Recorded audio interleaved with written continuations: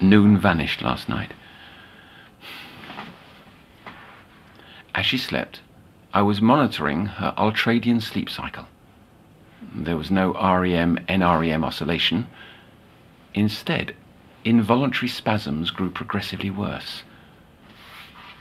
As I was about to wake Noon, her body evanesced for a split instant, then returned, calm as can be. Lacking sleep, I can't be sure I wasn't hallucinating. Yet the image of her sheets deflating is imprinted upon my mind. After yesterday's session, no less, when she claimed to hear this. The faraway drift near. Tread long, then sink deep. Two flows from one, and here is whole again. A coincidence? Or synchronicity? Is that bloody moth again?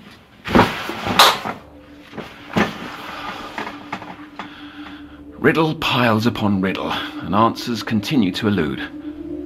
I'll sift through every word if I must.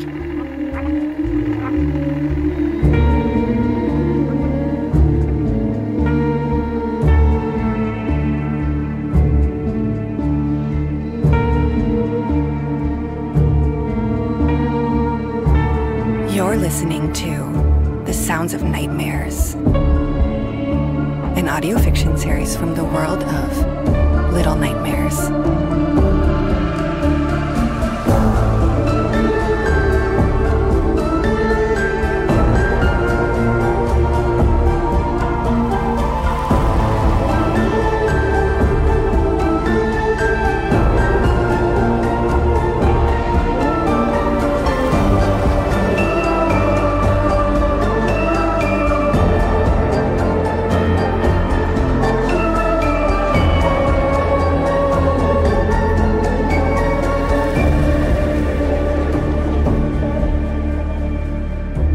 Chapter 3. The Theater of the Mind.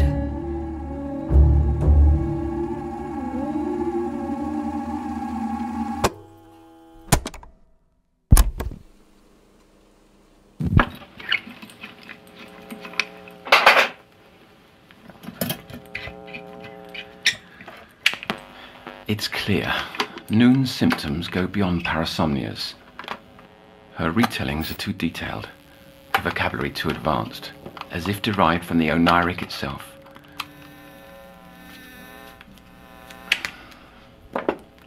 However, what I find impossible to believe is that Noon's seen who you saw, Cece.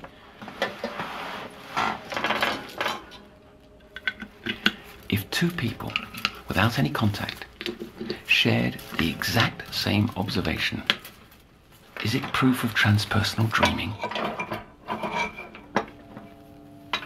But such implies concurrence, and these dreams are years apart. Then, no, I cannot be taken to metaphysical backwaters, sounding like my old professor.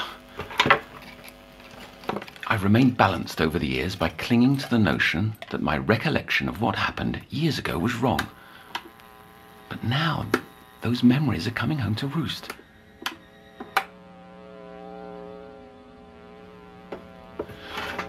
Before I began at the CPI, I promised to finish this apparatus. I let it fall away, convinced that attempting it was fool's work. Now struggling to put myself in her shoes, well, fool me twice. Oh!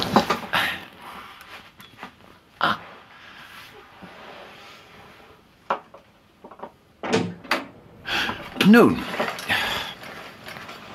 You're meant to wait outside. What are you working on?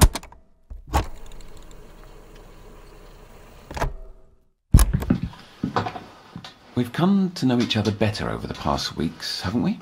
Because we're friends. That's why. And friends tell each other things. Friends, that's right. One of the absolutes I've come to realise is that the more time you spend with someone, the harder it becomes to hide who you really are. The only exception to this rule is with the company of oneself. We willfully hide what we'd rather not face. Like the candle man you mentioned seeing under hypnosis. I don't like that. What? Hiding things from myself. Nobody likes it. That's why it's important to reveal your inner face. Depth analysis, we call it. And so I'd like you to think of this session as a dialogue with your unconscious mind. You are asking the questions, not me. Asking myself questions? I'll help, but as you go, I'd like you to try. So, this candleman, did you see him again? I did. And what was this meeting like? He was much clearer. Not just him. Everything about it. My nightmare. Elaborate, please. Was it worse? More vivid? What's it like? As if I'm watching a film that I'm also the star of. And when I woke, it was here, in the copy.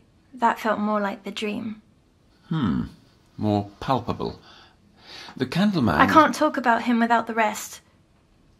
If this is an interview with myself, may I begin where I want?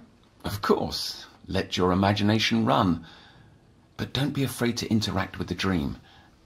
This is an important step in our process, the dialogue.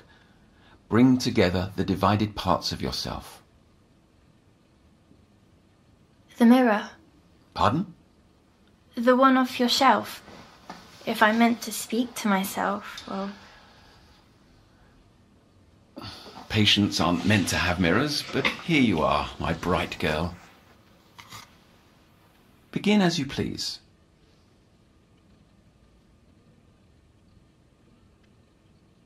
In the dark. A hand let go of mine.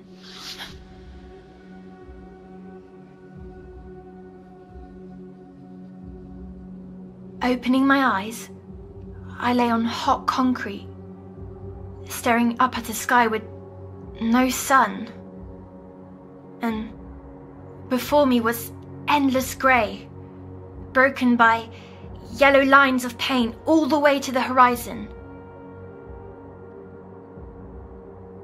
Standing in that car park, I heard a silence, so silent my own heartbeat was a marching drum in comparison.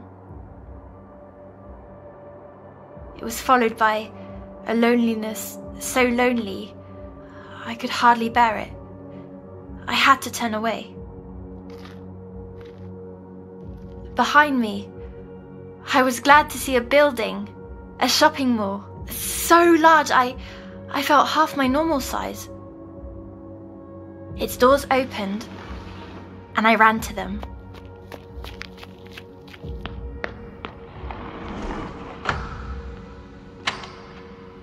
Inside the promenade, the lights flicked on, one by one, greeting me as the PA speakers came alive with music. It had been ages since I'd visited a shopping centre. I didn't know where to start. You saw no need to find an exit right away? I felt like I was in good hands. But many shops were closed, though. There were no doors and no displays in the windows. Or there must have been a private entrance because I could see shadows beyond the glass. After passing by several shops this way, I grew disappointed. But that's when a cowboy's voice came over the speaker. Sale at Jujubee's Toys. Dolls, games, puzzles and more. Ground floor by the fountain. I could see that fountain in front of me, and on the other side was a bright green storefront with bubbles floating out the entrance.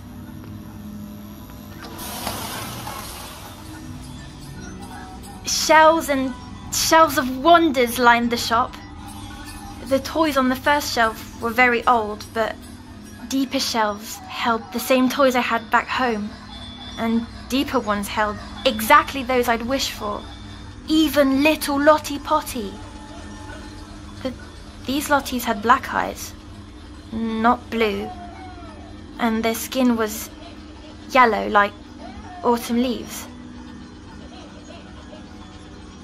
The shop owner wasn't present, so I grabbed one and began playing on the carpet.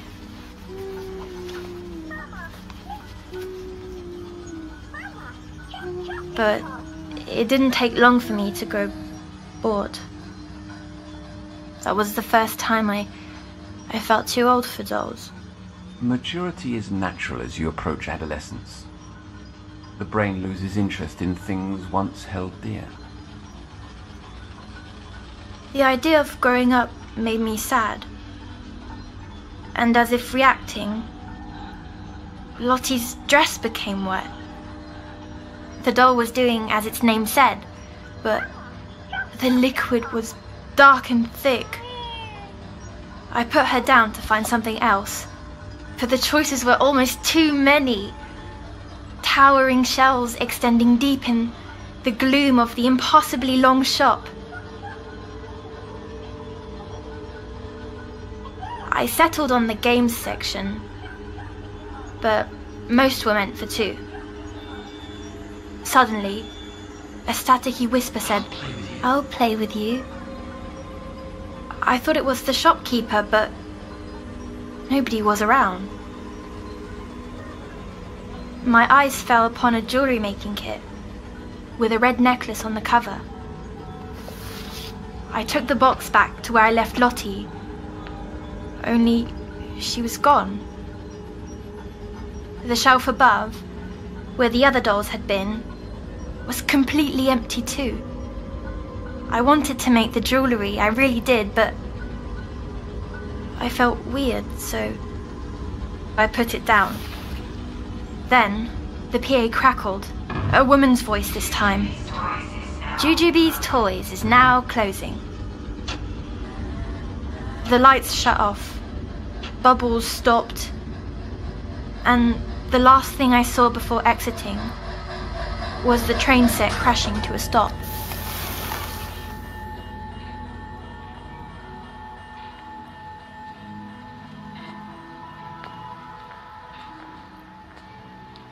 The promenade was empty still.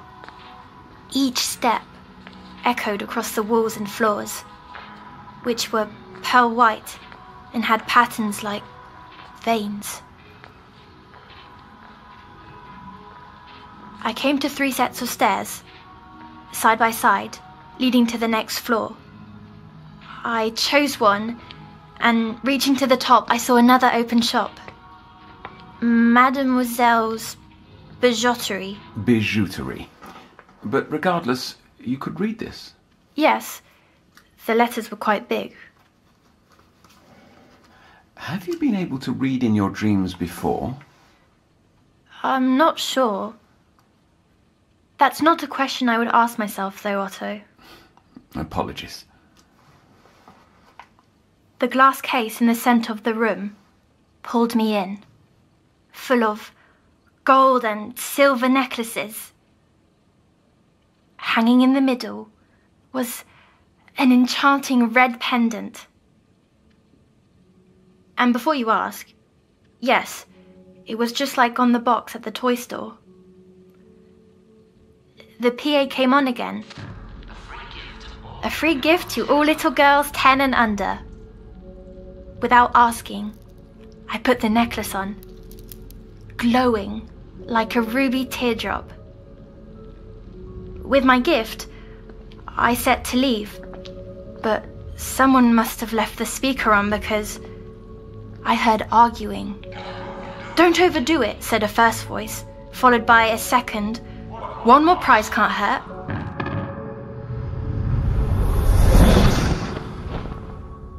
From the back room, a rack of dresses rolled out, all exactly my size.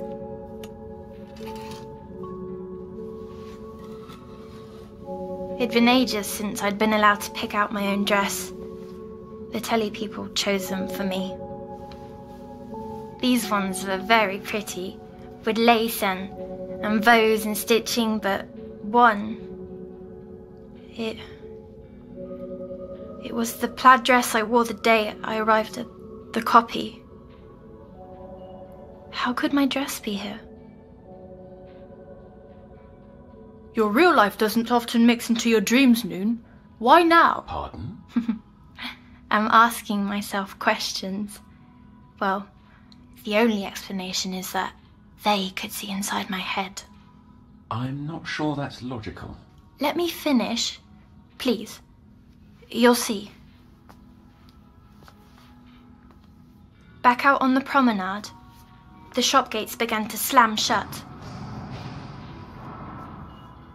I was worried the mall was closing, but on the floor above, a set of spinning bright lights came on. The music stopped and the PA crackled with a sing-songy voice. Showtime's patrons! Our daily motion picture will begin shortly. Hot popcorn's popping and the seats await in the playhouse. The rest of them all went dark, making the lights more enticing to follow. The lobby was red from floor to ceiling. Buckets of popcorn overflowed on the concession stand. I grabbed one and hurried to push open the huge golden doors leading into the theatre. Red velvet seats went for rows and rows, full of people. A spotlight hit the stage, illuminating an organ. But there was no organ player, only tall curtains swaying in some breeze. I tiptoed down the aisle and sat centered with the screen. The chair seemed to hug me, and the room felt dark as the first buttery bit hit my tongue.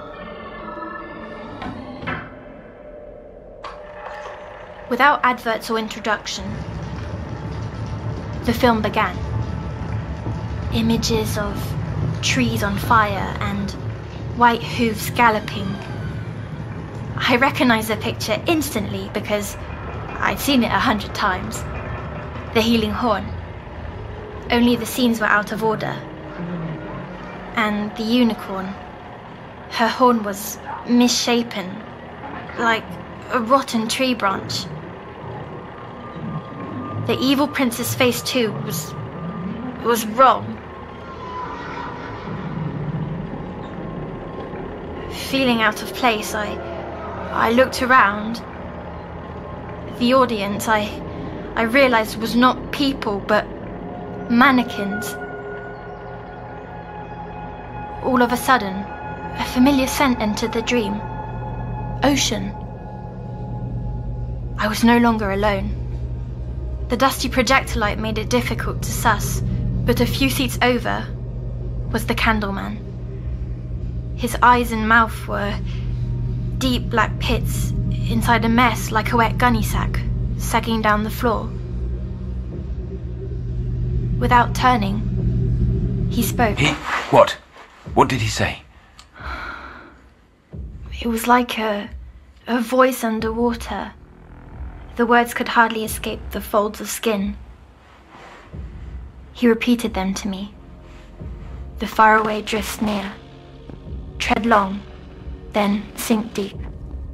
Two flows from one, and here is whole again. And then? What else?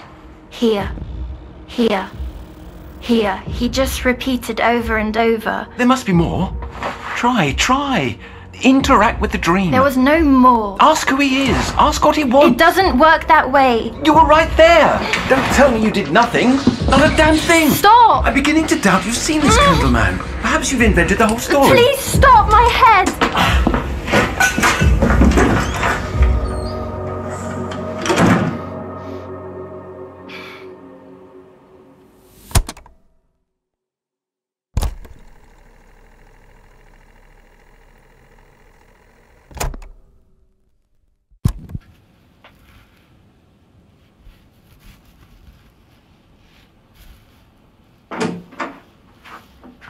What are you doing with the mirror?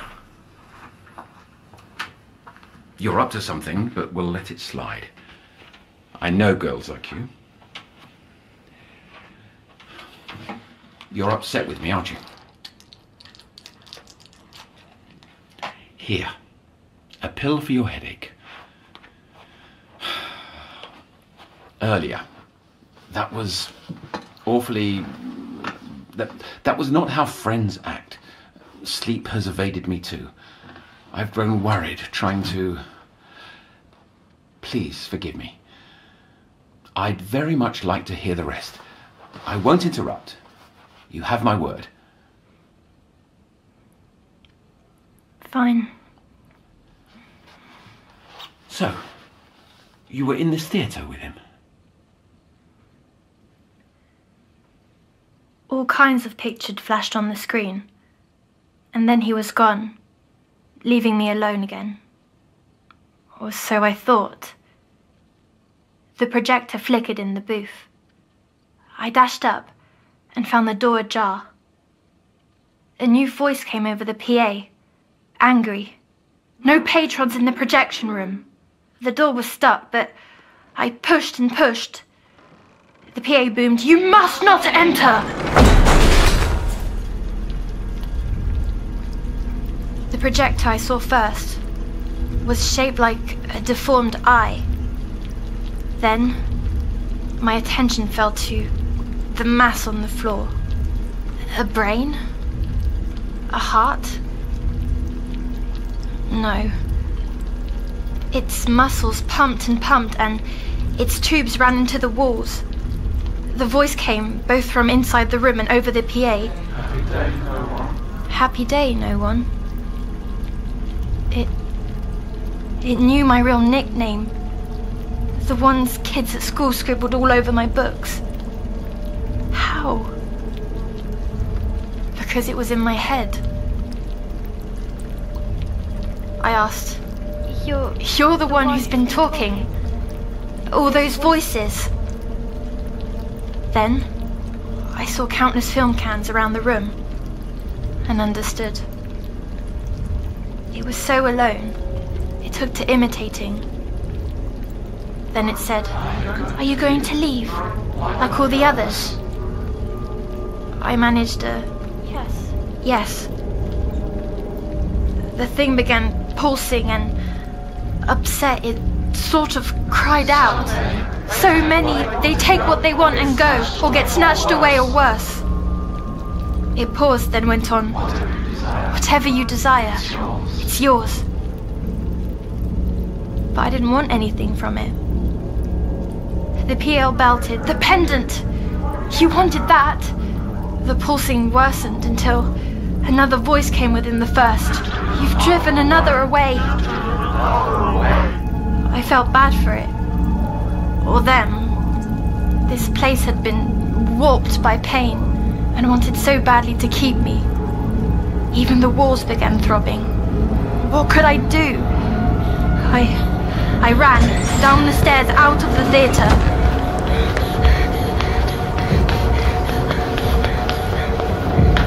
On the promenade, the lights were flashing so as to be dizzying. The PA screeched, "Everyone needs someone.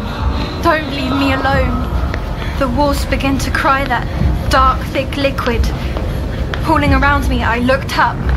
From the floor above, the candleman stared, pointing at my chest, at the pendant. I flung it down into the liquid, then he reached a hand toward me and all faded as the PA sobbed, "Don't take her. Not this one, too."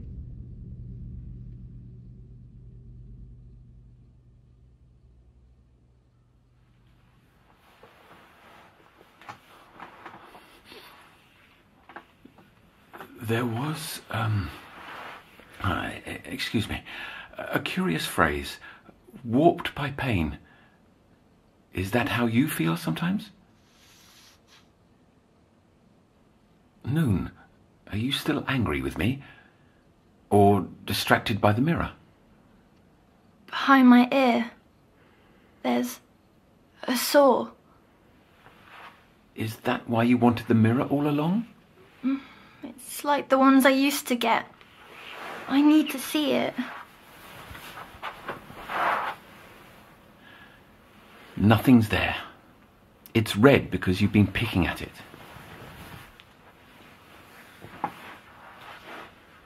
I have one more question for myself. Why do I have these dreams? Water sickness, that's my answer. Noon. It's wiped out of your system. There have been no known reinfections. It's in your mind. But what if the cure is the cause? I never had nightmares or headaches before all of this. Before going on telly. Before this... No. Come here, my girl. You're not sick. You're perfectly fine. You're a perfectly wonderful little girl. This time I will protect you. I'm sorry. You were squeezing so tight and it slipped.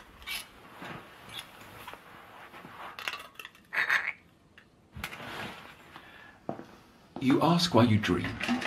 The truth? Nobody knows. My studies always assumed they were more than the brain's way of filtering subconscious thoughts. But I had no answer either. An old professor of mine thought he did. He believed dreams came from an ever-shifting plane, a quiddity of consciousness. Quiddity. Quiddity, the essence of a thing. In this case, a semi-tangible plane outside the mind. Is it the same as mutual dreams? I don't understand. My colleagues didn't either. I flip-flopped over the years, but I figured it was impossible to prove. Will I ever get rid of them then? Will I ever leave the copy? You must understand, you are a unique case. I want to let you go. As soon as... I'm better? Yes, as soon as you're better. Now. I know. Sweets for my sweet. Do I have to go back to my room? I've got to tidy, and you reminded me there's something I need to find. On you go. I'll come by later.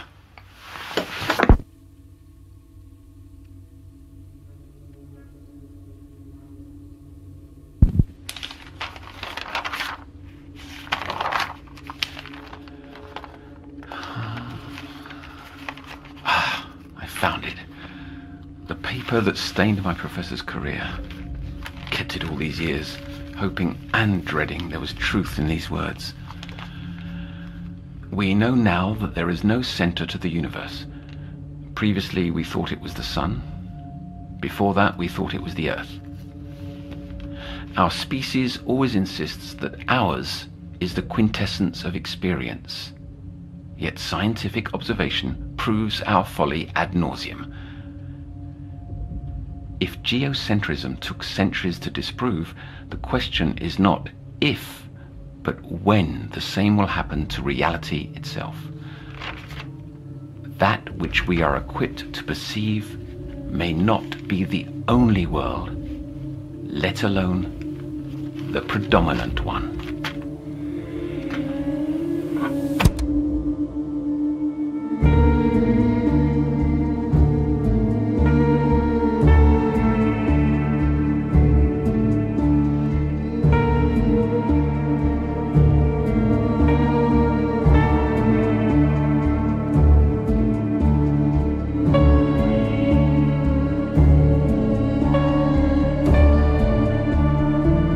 Just listened to the third episode of The Sounds of Nightmares.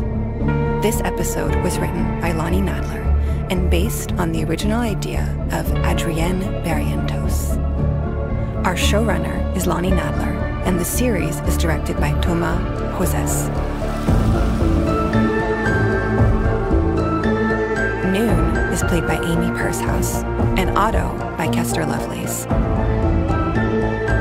Music created by Tobias Libya and Thomas Joses.